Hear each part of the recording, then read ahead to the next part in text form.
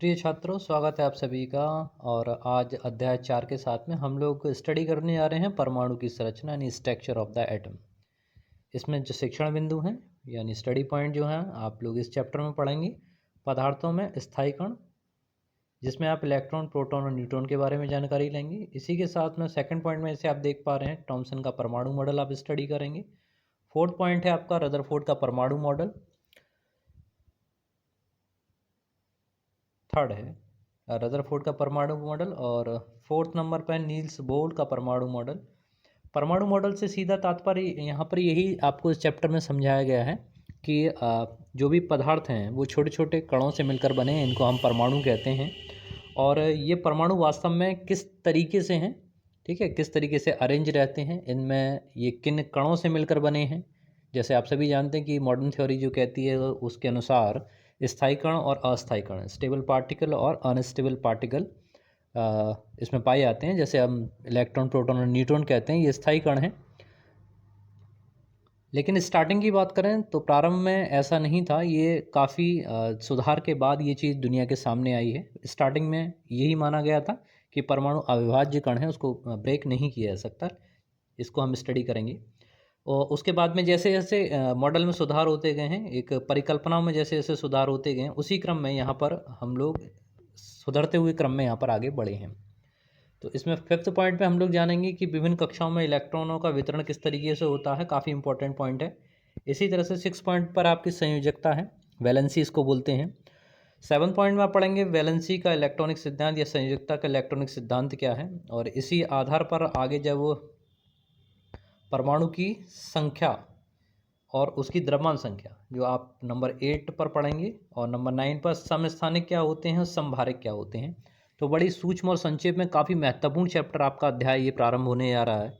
तो सभी लोग स्टार्ट करेंगे। तो सबसे पहले नंबर 1 से हम लोग आते हैं पदार्थों में स्थायी कण।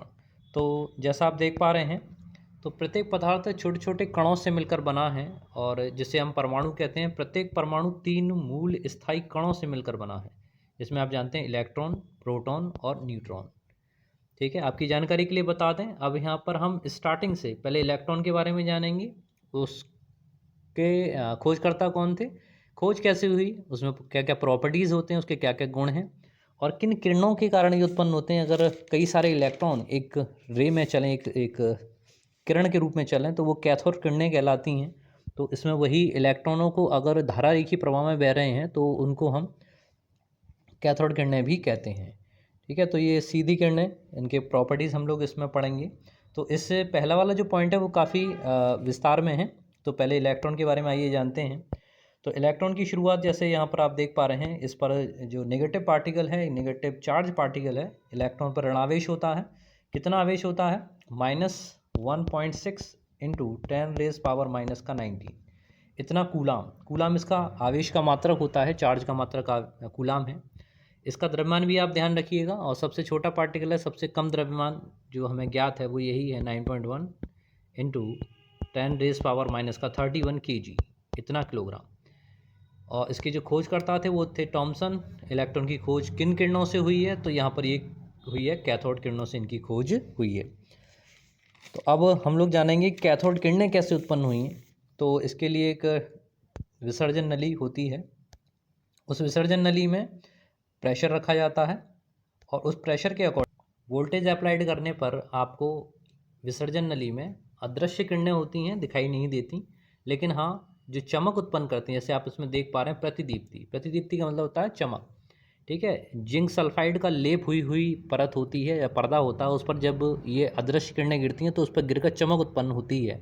तो हमको वहाँ पर दिखाई देता है कि ये चमक यहाँ पर उत्पन्न हो रही है। तो ये किन किरणों के कारण है, उनको कैथोड रेज कहा गया। तो ये किरणें जो हैं सबसे पहले देख लेते हैं कि जे टॉमसन ने कांच की एक विसर्जन नली, विसर्जन नली एक ट्यूब होती है, उसमें वैक्यूम होता है, कोई भी अन्य पार्टिकल उसके अंदर नहीं होता।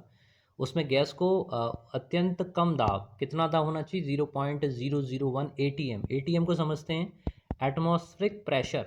ठीक है, तो एक ATM, अगर 1 ATM की बात करें तो ये वैल्यू जो होती है 1.015 इंटू 10⁵ इतना न्यूटन पर मीटर स्क्वायर होता है। तो इसका कितना हिस्सा कर दिया उन्होंने, ये तो 1 ATM की वैल्यू है। ठीक है, और यहाँ पर जो ये वैल्यू दे रहा है 0.001, तो ये काफ़ी कम प्रेशर कर दिया, यहाँ पर कम दाब कर दिया, उस दाब पर उस गैस को उसमें भरकर उच्च वोल्टेज की विद्युत धारा यहाँ पर प्रोवाइड की जाती है। तो विसर्जन नली के कैथोड से अदृश्य किरणें उत्सर्जित होती हैं। ठीक है, तो कैथोड से मतलब ऋण इलेक्ट्रोड से अदृश्य किरणें उत्पन्न हो रही हैं। किस ओर चलती हैं? धन इलेक्ट्रोड यानी एनोड की तरफ चलेंगी। एनोड के ऊपर क्यों चलती हैं? क्योंकि सीधा कंसेप्ट है कि इलेक्ट्रॉन के ऊपर नेगेटिव चार्ज होता है, तो ये अट्रैक्शन के कारण पॉजिटिव प्लेट की तरफ अट्रैक्ट होती हैं, तो ये एनोड सिरे की यानी धन सिरे की ओर चलती हैं। विसर्जन नली के कैथोड के सामने कांच की दीवार पर हरे रंग की प्रतिदीप्ति उत्पन्न करती हैं। और टॉमसन ने इन अदृश्य किरणों को क्या कहा था? कैथोड किरणें कहा था। तो यहाँ पर हम बिल्कुल स्टार्टिंग से पढ़ रहे हैं कि कैसे इलेक्ट्रॉन उत्पन्न हुए। अब आइए देखते हैं कैथोड किरणों के गुण। तो इनकी प्रॉपर्टीज़ आप सभी लिखेंगे। ये किरणें किस तरीके की होती हैं? तो अगर पहला पॉइंट आपके सामने ही कि ये किरणें प्रकाश की तरह सीधी रेखा में चलती हैं। ठीक है, प्रकाश का सीधी रेखा में चलने का मतलब है कि अगर इनके रास्ते में कोई अवरोध आता है तो क्या होता है, पीछे की तरफ डार्कनेस हो जाएगी, अंधेरा हो जाएगा या उसकी छाया बनेगी। ओके, ठीक इसी तरह से सेकंड पर आते ही हैं, ये किरणें विद्युत चुम्बकीय क्षेत्र में धन सिरे की ओर मुड़ जाएंगी। तो इसमें सीधी बात है कि नेगेटिव चार्ज पार्टिकल हैं वो ऑब्वियस है कि पॉजिटिव की तरफ अट्रैक्ट होंगे, धन सिरे की तरफ आकर्षित होंगे, तो ये धन सिरे की तरफ मुड़ जाएंगे। तीसरा पॉइंट इसी तरफ इंडिकेट कर रहा है, इन किरणों पर ऋणावेश होता है भाई, नेगेटिव चार्ज होता है। फोर्थ पे आइए, ये किरणें उच्च गलनांक की धातु से टकराकर एक्स किरणें उत्पन्न करती हैं। तो एक्स किरणें आपने सुन रखा होगा, एक्सरे कराना, जब भी किसी के हाथ पैर या शरीर में कहीं चोट लगती है तो वहाँ पर उस हड्डी का, मुख्य रूप से बोन का एक्सरे किया जाता है। ओके, तो वहाँ पर एक्सरे करके हम यही पता करते हैं कि वहाँ पर कौन सी चीज़ ब्रेक है, तो वहाँ पर यही एक्सरेज यूज़ की जाती हैं। उत्पन्न कैसे होती हैं? हाई मेल्टिंग पॉइंट, कोई एक ऐसी धातु ली जाती है जिसका गलनांक बहुत उच्च होता है, और उस उच्च गलनांक वाली धातु पर जब ये कैथोड रेज गिराई जाती हैं तो उनसे एक और अलग प्रकार की तरंगें उत्पन्न होती हैं। यही तरंगें हैं जिनको आप एक्सरे कहते हैं, और एक्सरे को शरीर के किसी हिस्से पर डाला जाता है जहाँ समस्या उत्पन्न हुई होती है, और वहाँ का फ़ोटो आपको मिलता है। पांचवा पॉइंट यानी इसकी प्रॉपर्टी में आएंगे, इन किरणों में गतिज ऊर्जा अत्यधिक होती है, काइनेटिक एनर्जी काफ़ी अधिक है, क्योंकि इनके पार्टिकल्स की स्पीड लगभग प्रकाश की चाल के बराबर होती है। 6 पॉइंट है, ये फोटोग्राफिक प्लेट को प्रभावित करती हैं। प्रभावित करने का मतलब है कि जब भी हम फोटोग्राफिक प्लेट पर प्रकाश गिराते हैं तो वो हिस्सा ब्लैक आउट हो जाता है, ठीक है, काला पड़ जाता है, जैसे कि उस पर कहीं से कोई प्रकाश गिरा दिया। तो ये किरणें भी ठीक वैसा ही इफेक्ट डालती हैं जैसे प्रकाश उत्पन्न करता है। ये किरणें गैसों को आयनाइज कर देती हैं, प्लस और नेगेटिव। ये किरणें किसी धातु की सतह से टकराने पर उसे गर्म कर देती हैं, हीटिंग इफेक्ट भी ये उत्पन्न करती हैं। अभी ऊपर भी आपने देखा था कि जब वो धातु से टकरा रही थी तो एक्स किरण उत्पन्न हो रही थी, और इसका मतलब है कि अगर धातु से टकराएंगी तो धातु भी आपकी कैसी हो जाएगी? गर्म हो जाएगी। ठीक है, काफ़ी बच्चे इस वीडियोस का फ़ायदा उठा रहे हैं, काफ़ी अच्छा लग रहा है हमें। और लेकिन कुछ बच्चे, जितनी संख्या में मैं चाह रहा हूँ उतने बच्चे अभी इससे फ़ायदा नहीं उठा पा रहे हैं। कारण काफ़ी बच्चों के पास मोबाइल नहीं है, और है भी तो शायद पेरेंट्स उनको नहीं गिवन करते, लेकिन ये अपने सामने रख के आप देख सकते हैं, कोई दिक्कत वाली बात नहीं है। और काफ़ी अच्छा एक्सप्लेन करने का काफ़ी अच्छा तरीका मैं कोशिश कर रहा हूँ सभी छात्रों के लिए।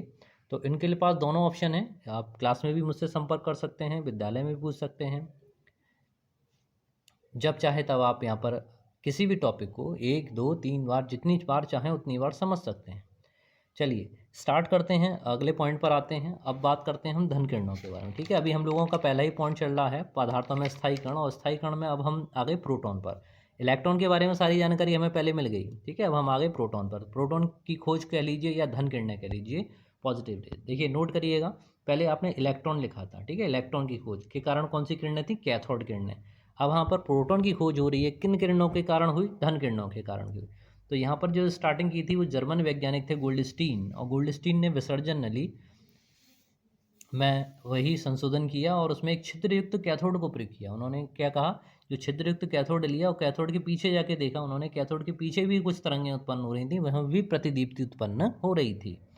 तो वहाँ पर यही खोज होती है। ठीक है ना, खोज करने का लिए मतलब क्या है कि यहाँ पर आप अपना दिमाग लगाइए, कुछ किरणें अगर कैथोड से निकल रही हैं तो हो सकता है कुछ कैथोड एनोड की तरफ निकल रही हूँ, तो वही थिंकिंग यहाँ पर उनके काम आई। तो उन्होंने कैथोड कैसा यूज़ किया? छिद्रयुक्त कैथोड प्रयोग किया। और उसमें गैसों में अत्यंत कम दाब पर उच्च वोल्टेज की विद्युत धारा प्रवाहित करने पर कैथोड के पीछे की दीवार पर एक चमक देखी और उन्होंने उससे यह निष्कर्ष निकाला कि यह चमक एक नई प्रकार की किरणों से उत्पन्न हो रही है और इन किरणों को गोल्डस्टीन ने कैनाल किरणें मतलब होता है सुरंग, ठीक है। तो ये कैनाल किरणें क्यों कहा गया, छेद में से निकल रही, छेद में से किस में, जो कैथोड में छेद किए थे, छिद्रयुक्त कैथोड उन्होंने जो लिया था उसमें से होकर जा रही थी किरणें, तो इनको गोल्डस्टीन ने क्या कहा, कैनाल किरणें कहा था। अब इनकी प्रॉपर्टीज़ पर आ जाइए, इनके क्या क्या गुण हैं, ठीक है। तो प्रॉपर्टीज़ में पहला पॉइंट आपके सामने, ये किरणें एक सीधी रेखा में कैथोड किरणों के विपरीत दिशा में चलती हैं, अपोजिट चलेंगे। पॉजिटिव वाली प्लेट है, पॉजिटिव है, किसकी तरफ अट्रैक्ट होगा, नेगेटिव की तरफ अट्रैक्ट होगा, इसीलिए विपरीत दिशा में चल रही हैं।